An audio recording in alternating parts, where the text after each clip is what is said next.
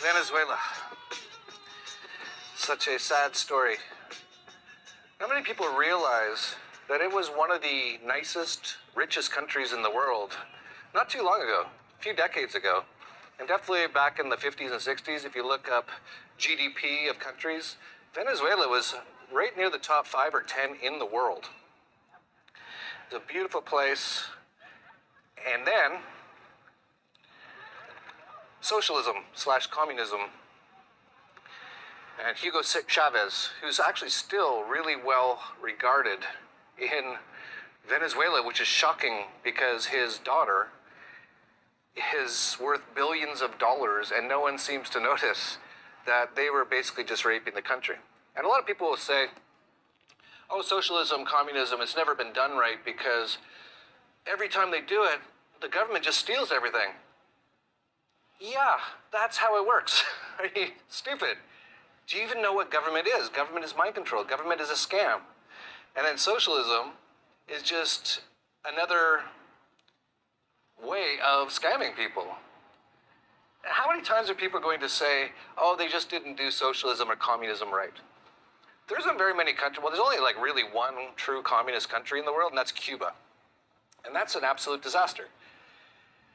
And the thing that really irritates me is a lot of people talk about these places and have really serious opinions on them, but they've never been there. And I have a little rule. If you haven't been to a place, you shouldn't be saying too much about it. Because if you think you're getting actual real news from the mainstream media, that, if you don't realize that's just government statist propaganda in every country. For example, in Canada, they have the Canadian Brainwashing Corporation, CBC. In Britain, they have the British Brainwashing Corporation.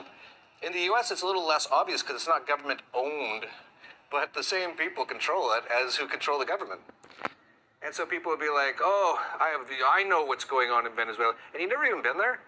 You need to just shh. I don't want to see too many comments of people have really strong opinions who haven't actually been there. I've been there. I've been to Cuba. I actually helped a anarcho-capitalist in Cuba, Nelson Rodriguez, defect. He's very happily now in Brazil, which is less communist than socialist. It was very difficult. He was in Cuba, essentially a political prisoner, constantly in jail, constantly being beat up by the police because he was not a communist. The lifestyle in Cuba is absolutely brutal. The people have nothing. It's shocking when you really understand. When you go there, it's shocking how little anyone has except for people in government. And this is how it all works. And then there's Venezuela. Venezuela is not fully communist. It was very social. They went heavily socialist under Chavez. It's a little bit of communism, mostly socialism. And that's actually where most countries in the world today are. There's not actually a lot of difference between Venezuela and any country in Europe or the US or Canada or Australia or New Zealand. They're all various levels of socialists now. It just takes longer for them to collapse because there's a lot more wealth and it's a lot bigger market. But you look at what's going on in Venezuela today, and I was there 2 years ago, and even then, it was really bad. We had to run out of the airport so we didn't get killed, because a lot of people, they have nothing after all these years of socialism, that they just hope that people coming in on planes have something so that they can take. And a lot of people actually, that's one of the, Caracas is the murder capital of the world right now. And a lot of people get killed at the airport just arriving. We arrived, myself and Luke Radowski of We Are Change, 2 years ago. We exchanged about $100 US fiat Federal Reserve notes for a backpack of strong bolivars. That's their second currency in the last 10 years. The first one hyperinflated, and now the second one has as well, to complete worthlessness. There's actually pictures of streets just strewn with strong bolivars. So that currency is now hyperinflated as well. And we stayed in one of the nicest hotels in Caracas. There's only one other person there, a Chinese guy. And they would actually line up all the furniture of the hotel against the doors at night so people wouldn't come in and kill us. And A big part of that is because in 2012, this is pretty amazing. Hugo Chavez, or the Chavez government, or the Venezuelan government at least, restricted all gun ownership in 2012. And of course, what did they say? To reduce crime. Well, how's that going? Murder capital of the world. And this happens all the time. Whenever you disarm people, the only people who have guns are the criminals. And that includes government. Government is criminals, obviously. It's a criminal organization. So it's pretty amazing to see that in 2012, they forcibly took guns away from everyone. And now, what is it, 7 years later? There's tanks just driving over people in the streets while they throw rocks at them. So there's a number of different reasons why Venezuela is so bad. A huge part of it is socialism. A big part of it is taking away of the guns. And it's pretty amazing.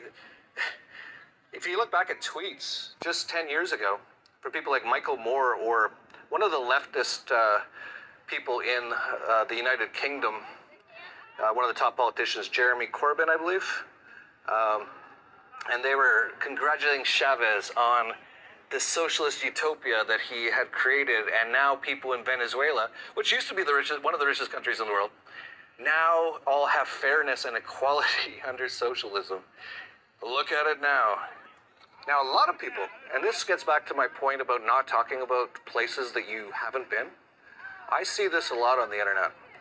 A lot of people are saying the reason there's such massive problems in Venezuela is because of U.S. sanctions.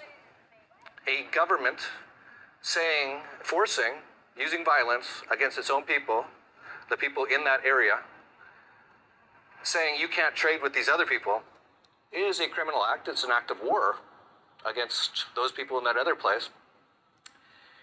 And yes, it is a problem, but that is, I was there. You go into restaurants, there's only a few still, well, 2 years ago, I don't think there's probably any anymore, but there's a few that were still open, and I had to bring in a backpack of money to pay the bill of money, strong bolivars, and you'd go into the restaurant, and there'd be signs all over from the government, you can't do this, no guns, no smoking, all this kind of stuff. And talking to some of the restaurant owners, they've got a pile of papers of all the regulations they need to file with the government, which of course just destroys the business. It's so hard to even adhere to all these things. It destroys the economy. So that alone has really destroyed Venezuela. And then on top of that, central banking, of course, which is one of mankind's biggest enemies, along with government, has printed up so much money that it's destroyed the currency twice now. And when you destroy a currency, when you go into hyperinflation, it destroys the economy worse than anything else could. So you have the socialist government, you have, well, just statism as a whole, and socialism, and central banking, and disarming the people, and that's how you end up with what's going on in Venezuela today. On top of that, sanctions don't help, but that is not the cause of these problems. And I know there's going to be some people in the comments, because I see them, and they're rabid about it, that it was the sanctions that did it. They don't understand the cognitive dissonance they have in their own head, because many of those same people, when Donald Trump, the Orange Fuhrer, the dictator of the US, I spell it dictator, D-I-C-K, when he comes out and he says, I'm going to make it so no products from Mexico can come into the US, and it'll create more jobs, they cheer. Well, that is just sanctions. It's actually reverse sanctions, but it's actually doing the same thing. So it's keeping Mexican products, if they were to do it, out of the US, and a lot of people think that will actually improve the US economy. They're absolute effing morons, but that is what they think. And then they'll point at Venezuela and go, those sanctions is what destroyed Venezuela. It's one or the other. You can't have it both ways. But I guess a lot of these people go to 12 years of government indoctrination camps, and then 4 or 8 more years of socialist commie college education, and they don't even know how to think. But yeah, the sanctions cause some problems, absolutely, but that is not the root cause. And like I said, a lot of these people will go, oh, they just didn't do it right. How many times?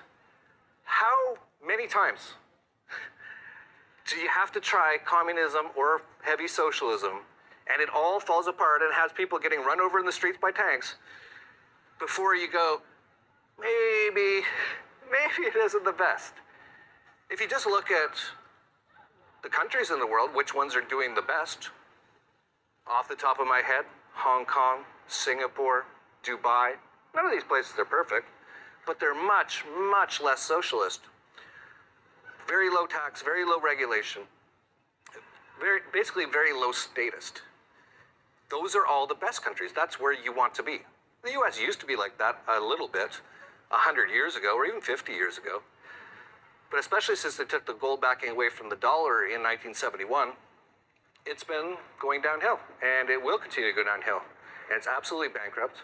I just talked about that in our last video, about Trump and his $2 trillion infrastructure spending program, which a lot of people cheered. That's what countries like communist China, when it used to be communist, it's not. See, people don't actually go to these places. They don't actually have any clue what's going on. But back when China was very communist, that's what they would do. They'd print up a bunch of money and they'd spend it on the infrastructure or whatever it is. And that does not create a good economy. That actually destroys the currency, which destroys the economy. So you have today in Venezuela, on top of all the horrible things that have been going on for years, now you have a coup, which looks like it's backed by the US government. And this is another completely hilarious thing. So many people in the US have been so focused on this absolute total joke and lie and propaganda that Russia was trying to influence the US election by buying Facebook ads or something stupid that makes no sense to anyone who can think still. There's not many. Too many people got drinking too much fluoride. Oh my gosh, Russia, it's trying to influence US elections. Total lie, and totally obvious. It's just not even like, if you're able to think at all, and you know anything about the world, you know that's just totally ridiculous. There's one country who totally tries to influence the US political system, Israel, but no one really talks about that. And that's all proven. That's all fact.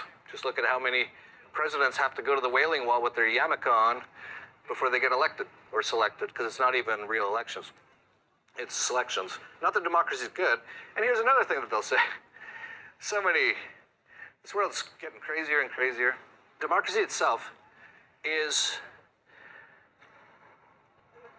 just like, it's such an evil system. There's nothing good about it. And you see, I saw a tweet. I guess this is how the US government people communicate now to people, is over Twitter. But I saw a tweet from some criminal from the Department of Offense stationed in the Pentagram. And he was like, we're going to bring democracy and freedom to Venezuela. First of all, democracy is like one of the most evil things that you can ever have. The fact that they want to bring that is like, get out of here with that. And how did that work out for Iraq?